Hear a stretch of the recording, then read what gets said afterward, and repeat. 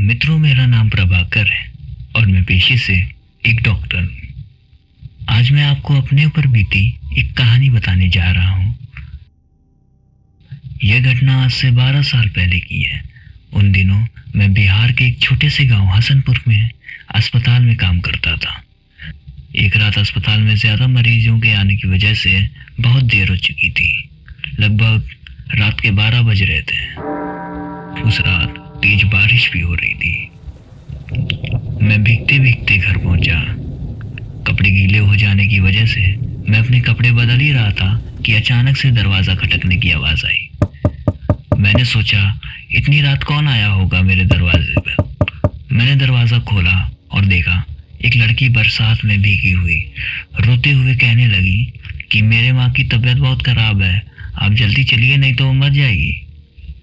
मैंने उससे कहा, रात को मैं मरीज नहीं देखता हूँ, सुबह अस्पताल ले आना, वहाँ चेकअप कर लूँगा।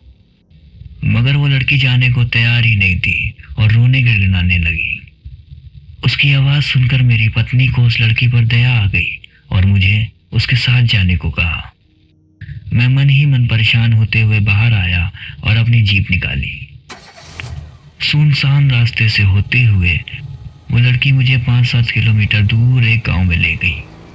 मैंने सोचा कि ये लड़की इतनी रात को मेरे यहाँ कैसे पहुंची, लेकिन मैंने इन बातों की तरफ ध्यान नहीं दिया और हम एक मकान पे पहुंचे जहां उसकी माँ बीमार पलंग पर लेटी थी। मैंने उसकी माँ की नब्ज देखी और इंजेक्शन दे दिया और कुछ दवाएं लिख दी। उस लड़की ने मुझको बाहर मेरी जीप तक छोड़ दिया। फिर मैं घर आ गया। अगली सुबह जब मैं अस्पताल के लिए जाने को निकला तो मैंने सोचा कि रात वाले मरीज से मिलता हुआ जाऊं, थोड़ा सा चक्कर ही तो पड़ेगा, चला जाऊंगा।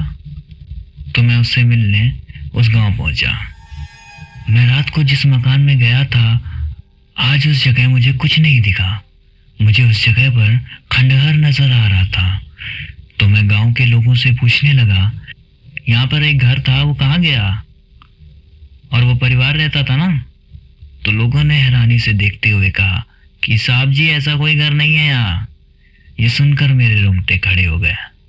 मैं सोचने लगा कि रात में जो मेरे साथ हुआ वो क्या था।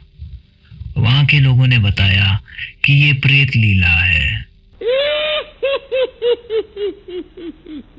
सो हर साल किसी एक इंसान के साथ होती ही रहती है। ये तो गनीमत है कि आप जिंदा बच गए, वरना वो आत्माएं आपको जिंदा नहीं छोड़ती।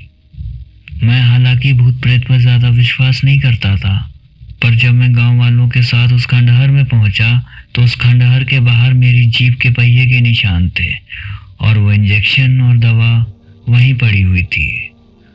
मैं बिना लोगों से और बातें किए फिर घर लौट आया और अपने घर वालों को सारी बात बताई। इसके कुछ दिनों बाद मेरा तबादला दूसरे गांव में हो गया, लेकिन उस रात की घटना के बारे में सोचकर आज भी मेरी रूह कांप जाती है।